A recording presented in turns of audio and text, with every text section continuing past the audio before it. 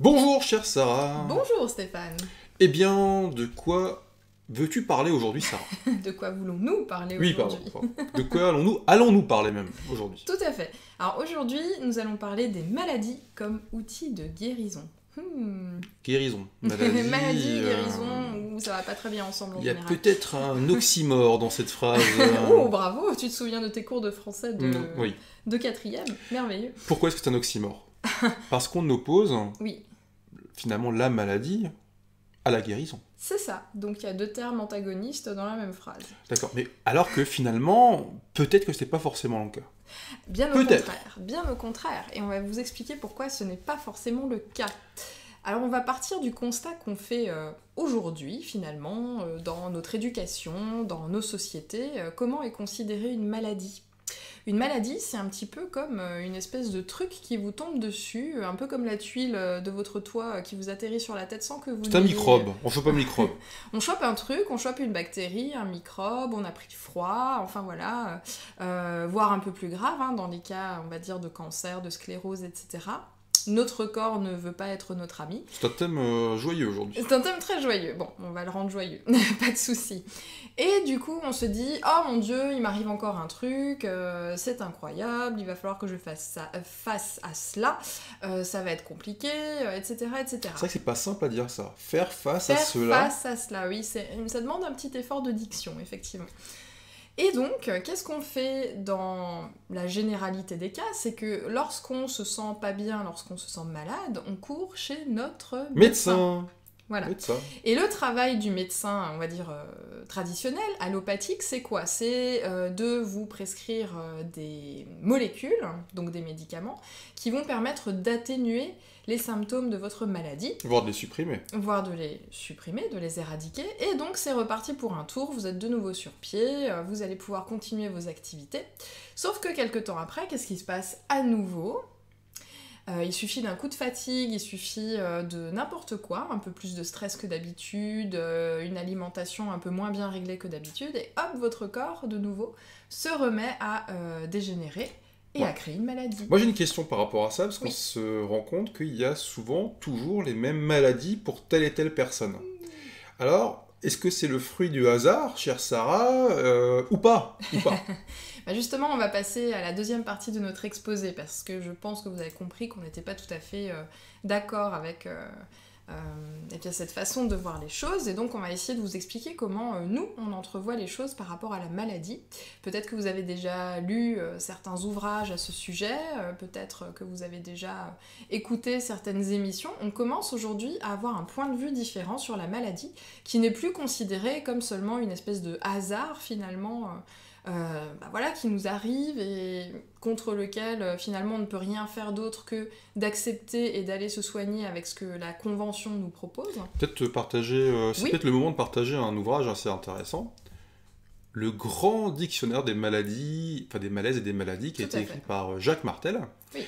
Et donc on vous laisse quelques secondes, voilà le temps De noter. C'est un excellent ouvrage. De quoi parle-t-il cet ouvrage? Chère Sarah, c'est parti, c'est à toi. Alors, c'est très simple. En fait, c'est un ouvrage qui est très bien conçu, puisque pour chaque pathologie, on va dire, chaque maladie, eh bien, vous avez la résultante, ou plutôt ce qui se passe en amont au niveau émotionnel. En fait, on s'aperçoit effectivement que tu parlais avant des médecins. Oui. Spéciale dédicace à tous mes amis médecins. On les aime beaucoup. C'est vrai, le médecin va soigner les conséquences d'une problématique. Oui. Là où finalement il y a un chaînon qui manque, c'est de se dire pourquoi est-ce que telle et telle personne a eu cette maladie. L'étape d'après, c'est pourquoi est-ce que cette personne a créé sa maladie. Donc ça, c'est déjà l'étape est assez importante, hein. C'est un peu un gouffre de compréhension, qu'on crée soi-même sa maladie. Là, tu vas loin quand même. Là, je vais très loin. Donc là, on a perdu... Il va falloir expliquer ça. Si on part du principe, donc bien évidemment tout ce qu'on vous raconte, hein, vous en prenez ce que vous voulez, mais si on partait du principe que notre corps est un outil qui est merveilleusement rodé, d'accord? Jusque-là, ça se tient. Il marche très très bien. Il marche très très bien. Voilà. Si la vie en fait qu'on mène tous les jours l'amène à des dissonances, l'amène à se fatiguer, l'amène à ne pas être en adéquation avec ce pourquoi il est fait concrètement. Quelle serait la meilleure des choses pour, on va dire, une entité qui est en difficulté? C'est d'envoyer un signal d'alarme, c'est d'envoyer une alerte. Au secours, ça va pas. Ça va pas, ça va pas. Alors, comme finalement, le mode de vie qu'on a régulièrement, traditionnellement dans nos sociétés, nous pousse toujours à l'excellence, à toujours en faire plus, on est de moins en moins à l'écoute de notre corps et des prémices en fait, d'informations qu'on va recevoir. C'est tout à fait vrai. Et qu'est-ce qui se passe?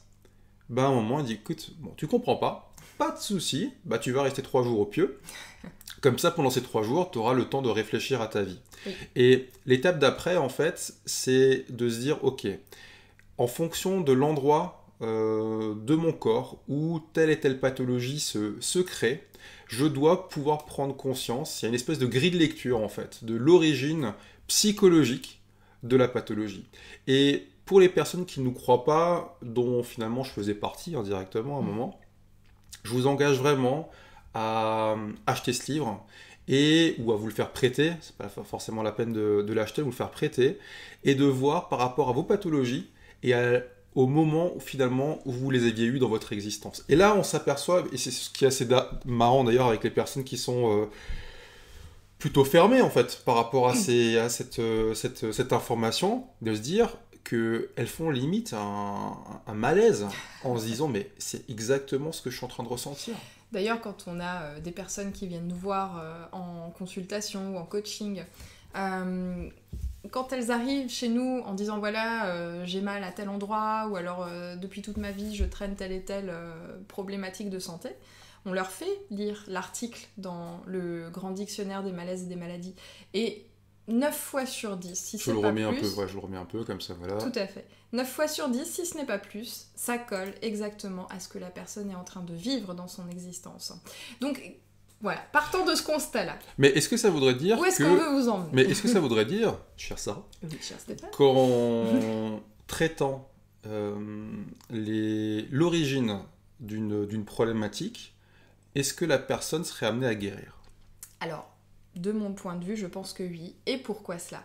Aujourd'hui, d'ailleurs, même la science... Tu t'avances là, franchement, ça rigole pas. Même la science est en train de s'intéresser à cela.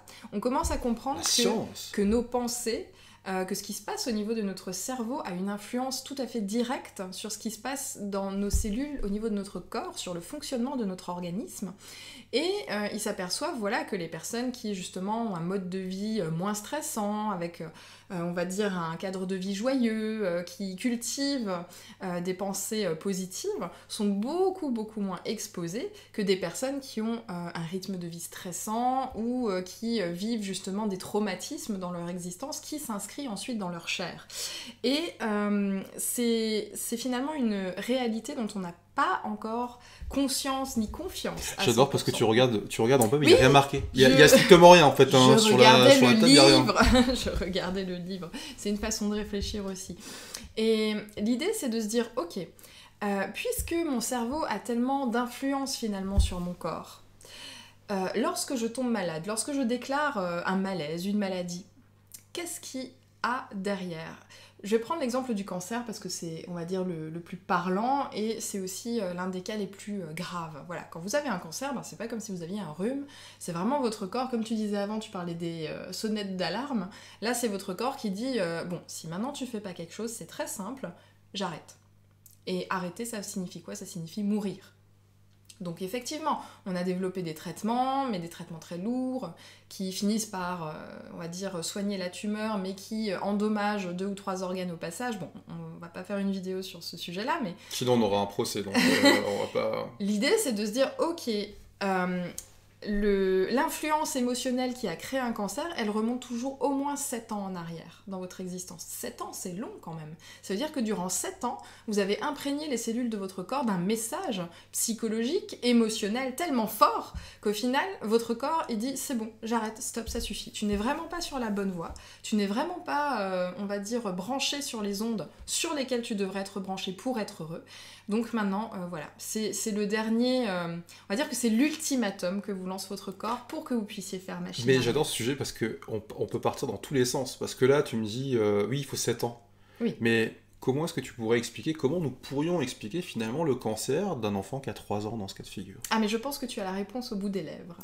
Oui, bah alors là on part sur plusieurs choses. Bah déjà, scientifiquement, il est effectivement prouvé aussi que dans notre ADN, enfin, on a dans notre ADN les blessures finalement de nos parents et de nos grands-parents. Donc il est prouvé qu'effectivement une blessure psychologique va s'inscrire à l'intérieur de nous. Et bah, comme finalement le fœtus, c'est le mélange de l'ADN d'un papa et d'une maman, on va donner ces informations. Donc on va donner tout ce bagage à notre enfant. C'est déjà une part d'explication. Maintenant, il y en a une autre qui est beaucoup plus ésotérique. C'est-à-dire que là, pour rentrer là-dedans, on peut en parler, puisque finalement, c'est une conviction personnelle. Il faut partir du principe que, comme on l'explique dans d'autres vidéos, nous sommes éternels. Et donc, il y a un espèce de phénomène de réincarnation, effectivement, de compréhension de vie en vie. Pour le faire très simplement, c'est comme si vous étiez dans un jeu vidéo et que vous n'arriviez pas à passer un niveau parce que vous n'avez pas compris tout ce que vous devez comprendre dans votre existence, et que vous recommencez, jusqu'à ce que vous le compreniez. Et sachant qu'on est éternel, c'est vrai que quand il y a un enfant qui a une maladie, on ne peut pas le concevoir, l'admettre. Et demain, on aurait ce challenge vraiment, cette problématique à résoudre. On ne sait pas si on arrivera à la résoudre. C'est un fait en fait, c'est parce que ça va au-delà de la souffrance. On n'est pas en train de dire oui, c'est la fête du slip, tout se passe bien. C'est une souffrance absolue, mais... Tout à fait, mais derrière... Il y a une compréhension plus haute et plus grande, parce que finalement, la pathologie d'un être cher, le départ même d'un être cher, il y a toujours une espèce de compréhension en fait, et il y a une obligation de s'élever pour les personnes qui restent. C'est-à-dire qu'à un moment, il y a des choses qui sont tellement incroyables qu'on est obligé de se dire, attends, il doit y avoir une logique, il doit y avoir une compréhension derrière toute cette peine, tout ce chagrin que je suis en train de vivre. Et c'est là où finalement, on est presque amené à croire à l'existence de quelque chose de différent et de quelque chose de supérieur derrière, quel que soit le nom finalement qu'on donne à cette entité, n'est-ce pas ouais. En fait, l'idée c'est d'aller au-delà de soi. Mais maintenant, pour en revenir aux maladies, si on décompose le mot et que l'on regarde, finalement c'est quoi? C'est le mal a dit. Ah déjà? Non, je le mets comme ça, tu vas enchaîner de toute façon dessus. Le mal a dit, c'est quoi? C'est-à-dire qu'aujourd'hui, on a dit, voilà, les maladies, on a l'impression que c'est un truc qui nous tombe dessus. Ensuite, on a dit que finalement, c'était la résultante d'un message émotionnel qu'on faisait passer à nos cellules. Mais justement, lorsque votre corps ne vous laisse plus d'autre choix que de regarder là où ça fait mal, que de regarder ce qui ne va pas, regardez ce qu'il a à vous dire. C'est comme si vous aviez le facteur qui sonne à votre porte depuis maintenant... plusieurs semaines et que vous ne lui ouvriez pas afin qu'il puisse vous donner le courrier. À partir du moment où vous captez le message, à partir du moment où finalement le sens profond est passé, que vous l'avez intégré, que vous l'avez compris, la maladie n'a plus de raison d'être.